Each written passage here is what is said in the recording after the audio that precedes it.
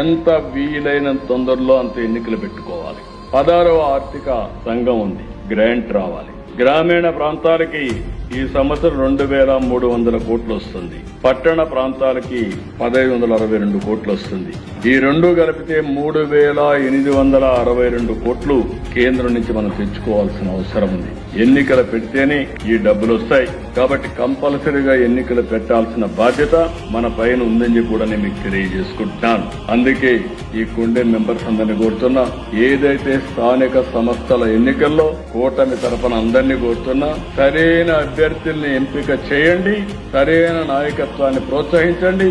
భావి తరాలకు అవసరమైన నాయకత్వాన్ని తయారు చేసే బాధ్యత మీది. అలాంటి బలమైన పునాదులేసి వెనుకబడిన వర్గాల నుంచి ఒక మంచి నాయకత్వానికి శ్రీకారం చుట్టే విధంగా ఈ రోజు మనం తీసుకున్న 3 నిర్ణయాలు మళ్లీ రిపీట్ చేస్తున్నా. గ్రామీణ స్థానిక సంస్థల్లో 34%, పట్టణ స్థానిక సంస్థల్లో 33.33% రిజర్వేషన్లు ఈ కేబినెట్ ఆమోదించింది. ఈ సభ కూడా ఆమోదించవలసిందిగా మిమ్మల్ని అందరినీ కోరుతున్నా. పూర్తి సహకారాన్ని వలసిందిగా ప్రతి ఒక్కరికి విజ్ఞప్తి చేస్తున్నా. ఇలాంటి